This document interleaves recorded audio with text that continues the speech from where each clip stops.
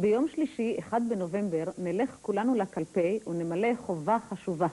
חלק מכם עדיין מתלבטים ומהססים. למי שהפך את תל אביב לעיר מודרנית, תוססת ומקור גאווה לתושביה, שלמה להט, מסר מיוחד עבורכם. בחירה טובה. ערב טוב, ידידים יקרים. אני פונה אליכם המתלבטים. אתם שתכריעו את גורל הבחירות. הרי ידוע שלא כל הדעות המדיניות של הליכוד מקובלות עליי. ויחד עם זה, אני דוחה בכל תוקף את ההפחדה, כאילו הליכוד עלול להביא מלחמה. באופרה הזאת היינו כבר ב-77. גם אז האשימו את הליכוד בסכנת מלחמה, והתוצאה הייתה שלום עם מצרים. זה לא מקרה.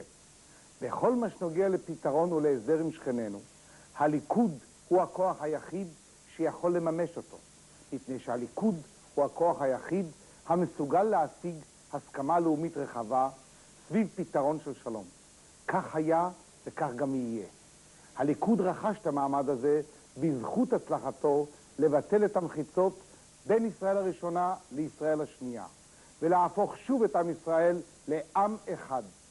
כראש עיריית תל אביב-יפו, אני מלווה אישית את המפעל של שיקום השכונות, ויודע מה הוא חולל. גם את המשק הישראלי העלה הליכוד על הפסים, הודות ליציבות הכלכלית ולפתיחת השערים למשק חופשי, שבו יוזמה יוצרת מובילה לשגשוג. את כל אלה רק הליכוד יכול להמשיך לעשות בהצלחה, ורק הליכוד יכול להנהיג את העם והמדינה לשלום אמיתי, מתוך עוצמה ומתוך ביטחון. צריך לתת לנו את הכוח לעשות זאת. תודה.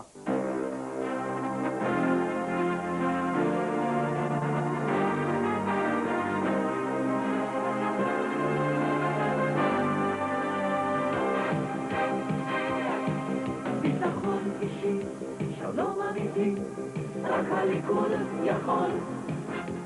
משק חופשי וצדק חברתי, רק הליכוד יכול. קדימה איתך המחנה הלאומי, רק הליכוד יכול. כולנו ביחד נצליח בגדול, רק הליכוד יכול.